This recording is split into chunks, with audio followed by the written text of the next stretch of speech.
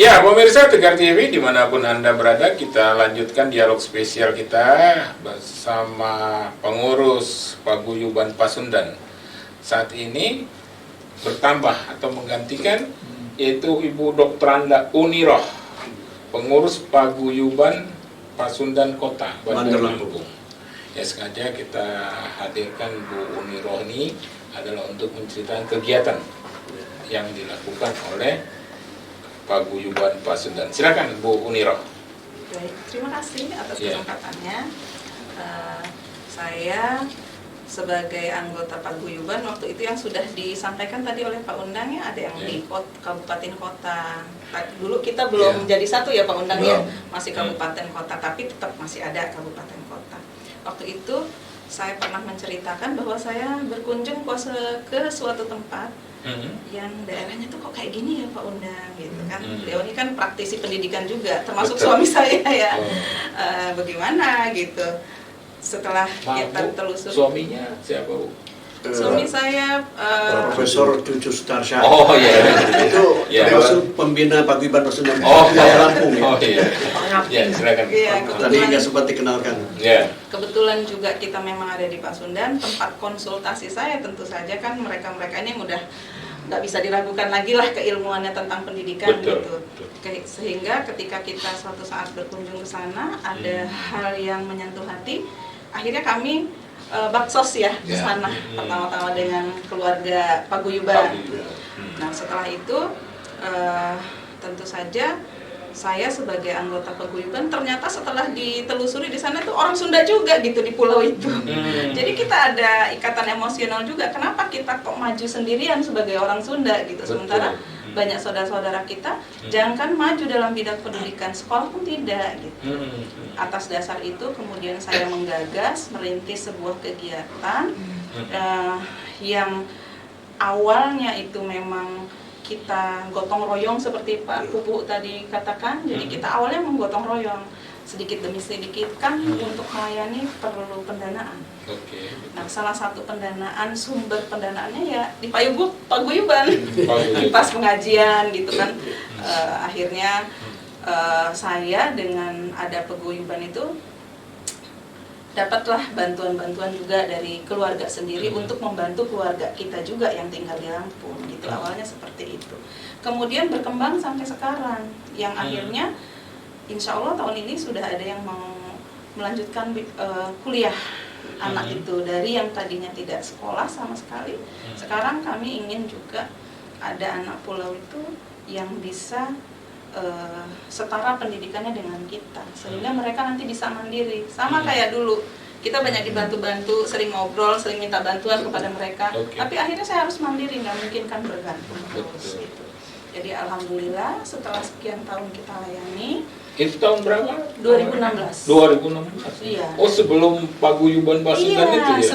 Sebelum yang ada di provinsi, kita masih ada di kota-kota. Iya.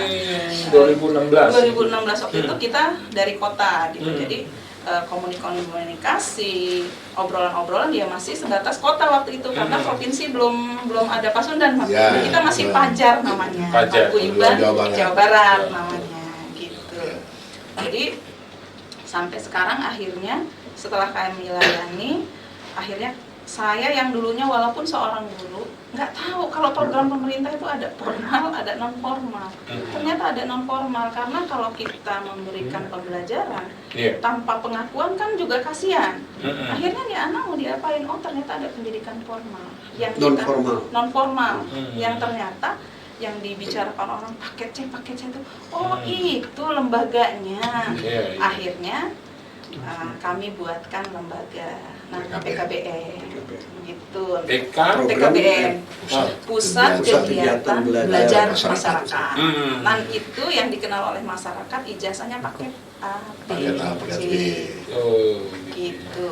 Dan alhamdulillah seiring dengan program dari pemerintah, dukungan dari pemerintah daerah, dukungan dari Dinas Pendidikan kita di Pesawaran, akhirnya kita sepakat untuk mendirikan lembaga pendidikan PKBM. Tahun berapa itu? Tahun 2017. Sampai sekarang itu? Sampai sekarang udah ada lulusan perdana anak pulau yang insya Allah tahun ini melanjutkan kuliah.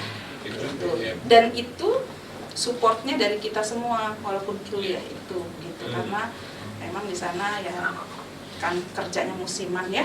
Kalau musim banyak yang wisata ada pemasukan, kalau musim wisata sepi juga pemasukan gitu. Jadi kita memang membantu bagaimana sekarang ini agar mereka bisa mandiri dengan menciptakan anak sana sendiri yang bisa jadi guru menggantikan kami. Karena keberhasilannya beliau dianugerahi sebagai nasional. Bu, sebagai apa? Top 10 ASN Inspiratif. Top 10 ASN Inspiratif Kemenpan. Nasional. Ya, Wah, Kemenpan RB. hebat. Selamat. Tahun berapa jadi dapat penghargaan? 2021. Luar biasa ya. 2021. Dari Berapa Kemenpan jumlah RB. paket itu dari C?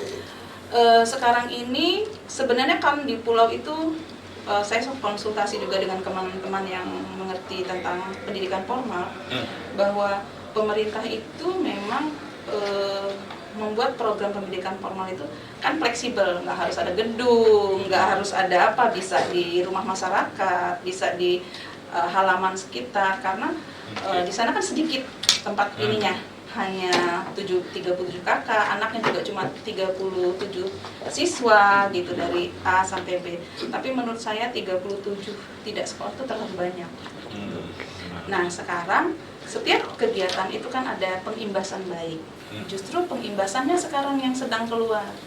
Saya sekarang sedang memperhatikan ternyata di luar pulau juga masih banyak juga anak-anak yang putus sekolah. Kalau di luar tadi tidak sekolah, kalau di luar pulau kan putus sekolah. Nah sekarang gagasan saya di tahun 2023 ini, bagaimana pengimbasan kegiatan kami dalam melayani pendidikan di pulau itu sudah keluar pulau. Kami bantu anak-anak luar pulau untuk juga mendapat pelayanan.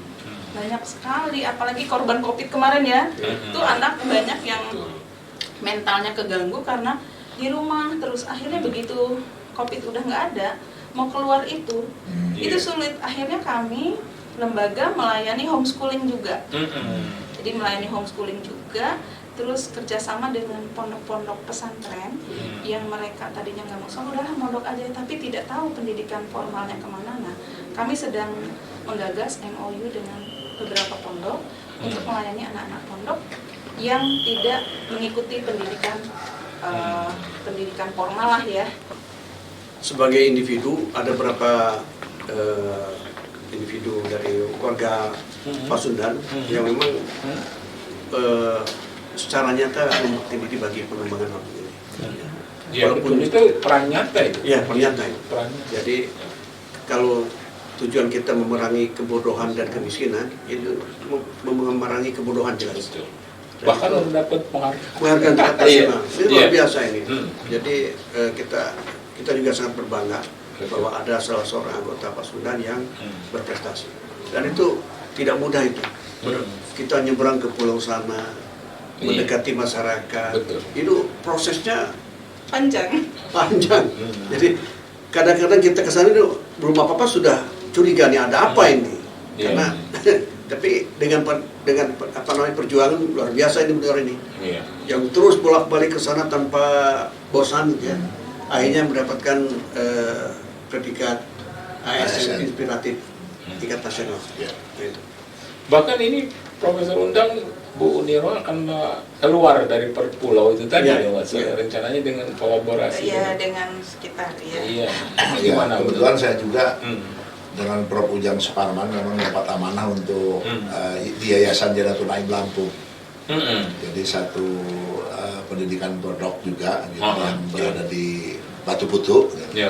Saya juga ingin mendekat ke Ibu Uniroh untuk bagaimana menseleksi gitu siswa-siswa yang mungkin bisa kita rekrut untuk di itu.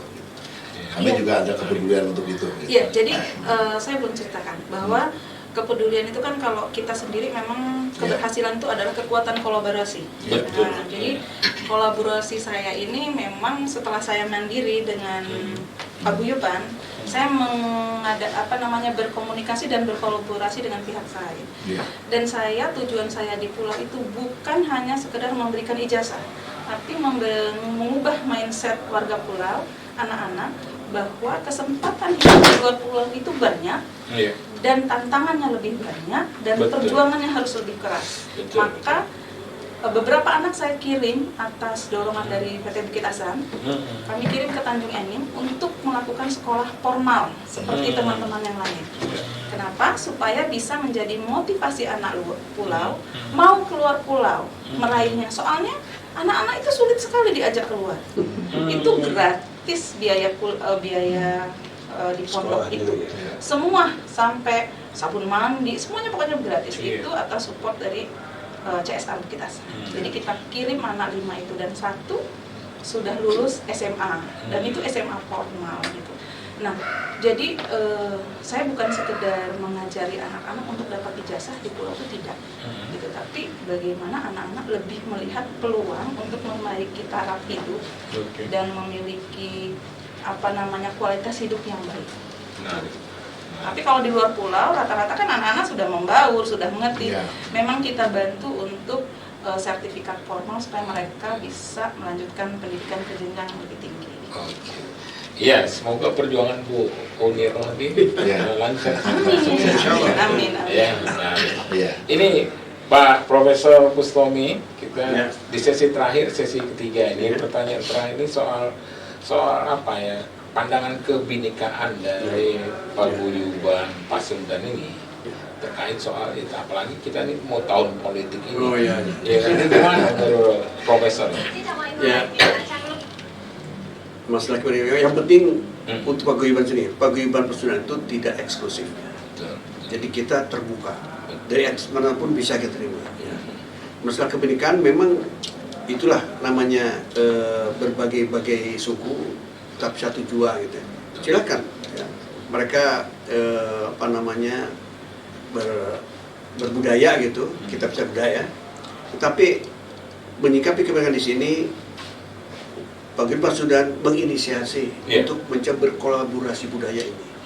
Jadi kebinekaan itu ada satu kepastian, tetapi kita coba dekati kebinekaan ini dengan mari kita ada kebersamaan dan budaya ini.